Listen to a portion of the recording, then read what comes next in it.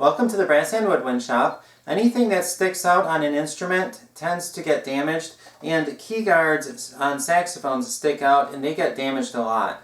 Key guards can get bent and dented in different ways, but this is a type of damage that is fairly common. The key guard got pushed that way and there is a screw missing. It is very common for screws to be missing on saxophone key guards.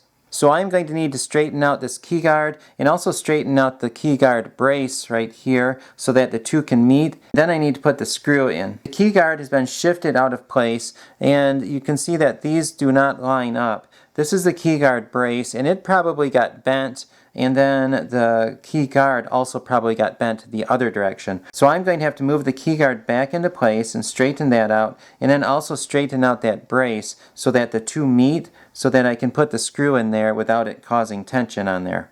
I'm going to turn the saxophone over so that you can see what it looks like from the other side. This key guard brace got bent over and the screw is almost hitting the key. And if you look at the other side, there's a lot more space in between the key guard and the key. So you can tell that this did get shifted that way. So I'm going to have to bring it back that way.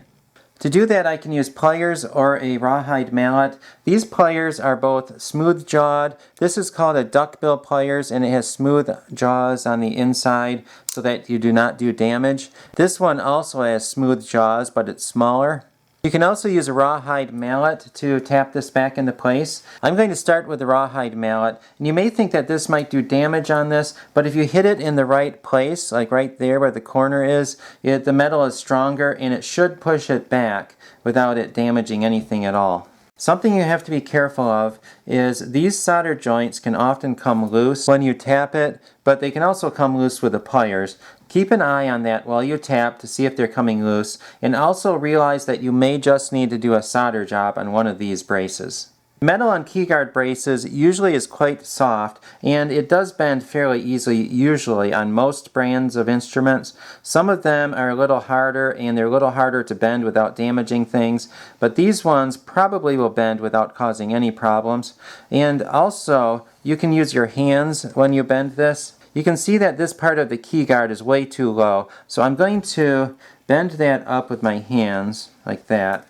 And also, this key guard brace is a little loose, so I'm going to tighten that up with a screwdriver. I'm going to tighten up the screws. Now these screws are tighter, so it should bend a little bit better as I try to bend that back into place. So I'm going to tap on that.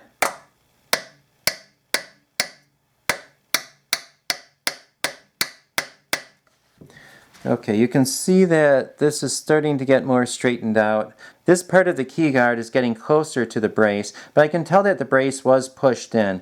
So now I think I'm going to take that brace and start to bend it back. And also this part of the key guard, you may not be able to see it in the video. Actually, I think you can. It is bent out a little bit. So I'm going to bend that back too, and this should be pretty close after I bend those two back together. If not, I'm going to have to shift the whole key guard that direction a little more. You just do whatever you need to do to make it work, and your saxophone is going to be different than this one. So you do on your saxophone what you need to do to make those two go back together. Also, if the key is getting in the way, just take the key off. It's not that hard to do, and then you can just put it back on when you're done. On this repair, I think it would make it a little easier to pull the keys off, so I'm going to do that on this one. Now I am going to bend the guard brace back, but I'm going to be careful when I do it. I'm not just going to put the pliers on it and pull it back. I'm going to try to pivot it around where the bend is, and the way I'm going to do that is put the pliers all the way up to where that bend is. Then I'm going to rotate the pliers around that point. I'm not just going to grab it and bend because that will make a mess. I'm going to line up the pliers and then rotate around that point, and I'm being careful not to break this off. If I just took this and bent it without being careful, there's a good chance that this key guard brace would come off. So the key guard brace is bent back like it should be, and now I'm going to bend this part of the key guard to meet the brace. I'm going to use the same pliers to do that. The duckbill pliers works well if the guard itself is bent For example, if the top of the guard was pushed in, I would use the larger duckbill pliers to straighten that out. And put this on there and then squeeze it to flatten it out. But on this brace I do not need to do that, so I'm just going to leave that alone. And I will probably not use this pliers on this repair. Now I'm going to bend this part of the keyguard back into place.